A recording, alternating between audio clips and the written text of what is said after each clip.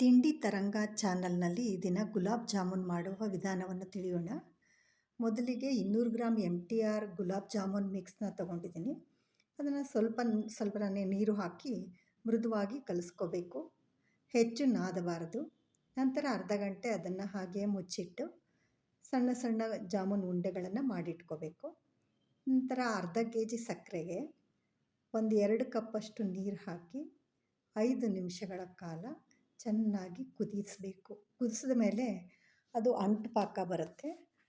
ಅದು ಒಂದೆಳೆ ಪಾಕ ಏನು ಬರಬೇಕಾಗಿಲ್ಲ, ಅಂಟು ಪಾಕ ಬಂದರೆ ಸಾಕು.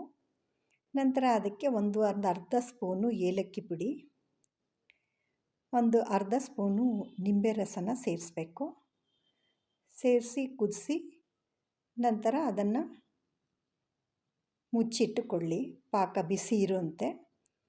ನಂತರ ಎಣ್ಣೆ ಕಾಯಲು ಇಡಬೇಕು. ಎಣ್ಣೆ ತುಂಬ ಬಿಸಿಯಾಗಿ ಕಾಯಬಾರ್ದು, ಮೀಡಿಯಮ್ ಆಗಿ ಕಾದರೆ ಸಾಕು. ನಂತರ ಜಾಮೂನ್ ಉಂಡೆಗಳನ್ನು ಅದರಲ್ಲಿ ಕರಿಬೇಕು. ಸುಮಾರಾಗಿ ಅದು ಮೇಲ್ಗಡೆ ಉಂಡೆಗಳು ತೇಲುತ್ತೆ, ಆವಾಗ ಸೌಟಿಂದ ಸ್ವಲ್ಪ ಆ ಕಡೆ ಈ ಕಡೆ ಅದನ್ನು ಮಗುಚಬೇಕು. ಅದು ಚೆನ್ನಾಗಿ ಕಂದು ಬಣ್ಣ ಬರುವವರೆಗೂ ಕರಿಬೇಕು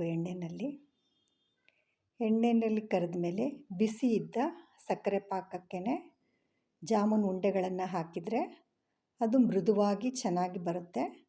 ತಣ್ಣಗಿರೋ ಪಾಕಕ್ಕೆ ಹಾಕಿದ್ರೆ ಅಷ್ಟೊಂದು ಮೃದುವಾಗಿ ಬರಲ್ಲ. ಅದಕ್ಕೋಸ್ಕರ ಸ್ವಲ್ಪ ಪಾಕನ ಬಿಸಿ ಇಟ್ಕೊಂಡಿರಬೇಕು.